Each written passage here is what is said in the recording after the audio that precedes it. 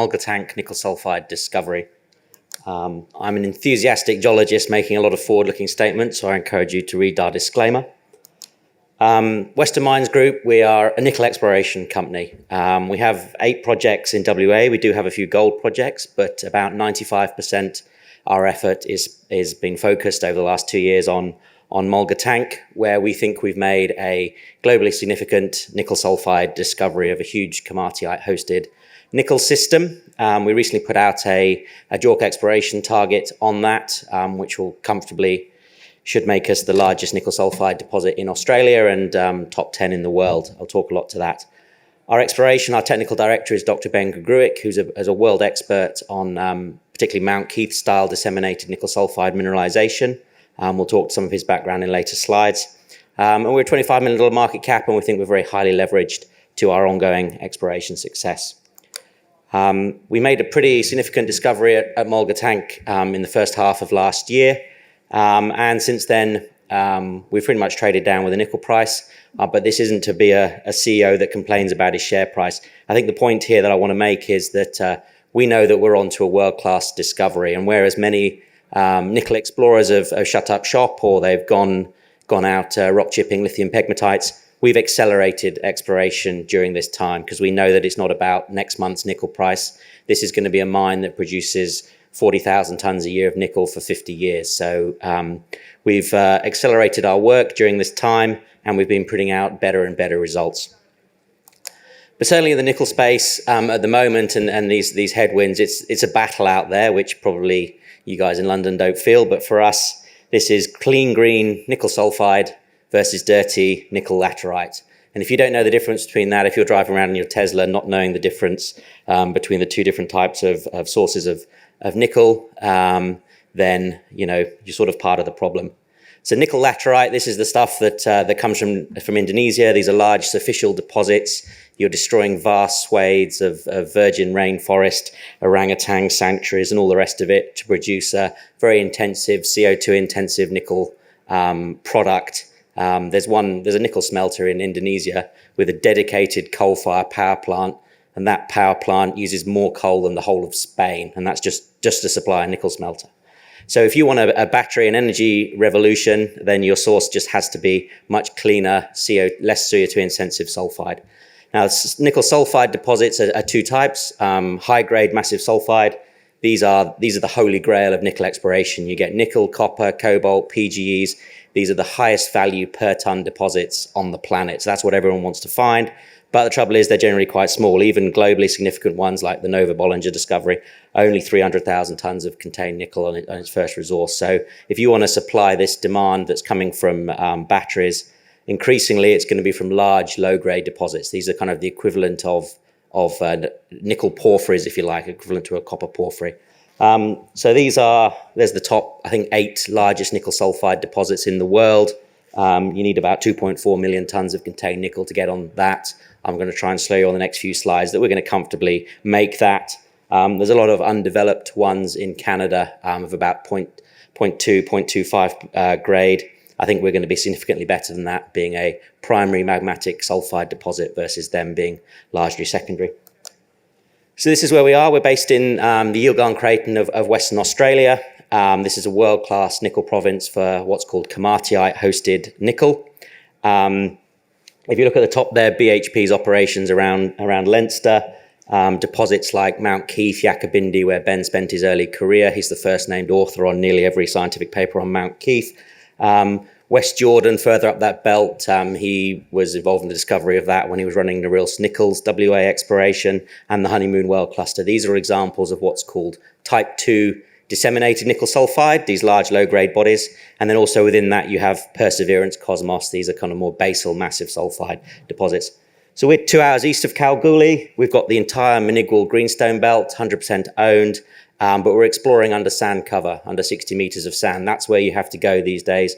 Frontier exploration, undercover to make world-class discoveries. But by frontier, we still mean 2 hours drive from Kalgoorlie. So it's a pretty convenient location. So this is sort of zooming in on our belt under sand. So this is sort of largely discovered by geophysics. And we think we have a whole working nickel sulfide system here for all types of this. There's a large dunite intrusion at the bottom there. This is where you'll find the likes of a Perseverance or a Mount Keith style deposit, and then there's 15 kilometers of unexplored Komatiite channels that could host more high-grade Kambalda style. There were 12 drill holes in this project before we acquired it ahead of our IPO. 10 of those contain nickel sulphide. We've put another 57 holes in over about 20 square kilometers. And so there's now 60 holes out of 69 holes showing extensive nickel sulphide mineralization. We just like to use Mount Keith, the largest nickel deposit in Australia, as a scale bar. Just on the left-hand side there, you can see sort of Mount Keith for scale against our Komatiite system. So this zooming in on the dunite at the end of this, throughout sort of end of 2022 and then the first half of last year, we started to step across this body, drilling some deep diamond holes funded by WA government exploration incentive schemes. Some of these were 1,500 meter diamond holes, but we see extensive disseminated sulphide mineralization, sort of 700, 800 meters of mineralization. Very beautiful coarse-grained pentlandite in the core. Generally, if you can see it, you can recover it. Ben has a lab at home where he cuts thin sections, and all he sees is disseminated pentlandite, which is the sulphide species that you're looking for here.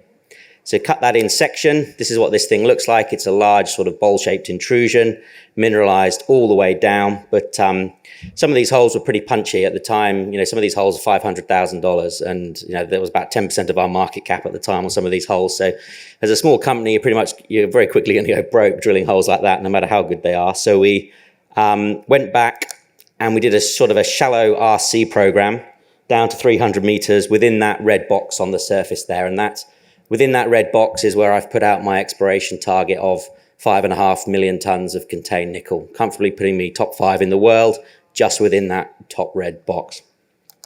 These were our holes. We systematically drilled these RC holes to about 310 meters average depth. We've got 60 meters of sand, 10 to 20 meters of oxide material, which has nickel in it, but we throw away. We don't want to confuse the market like, to a certain extent, Chalice did with a whole oxide processing. We're only a primary sulphide deposit here.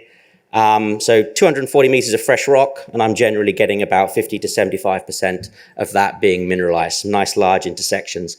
Particularly in the center of that, we had a very nice hole 16, 200 meters at 0.3% nickel in a continuous intersection. So we modeled all this up in January. We put out our exploration target, which we sort of fudged. We declared this in our announcement, but I'm giving you kind of two answers here. That red higher grade core is 350 million tons at 0.35% nickel. And that larger pink is the 2.2 billion tons at 0.24. So that's, in terms of contained nickel, that's between about 1.2 and 5.5 million tons of contained nickel.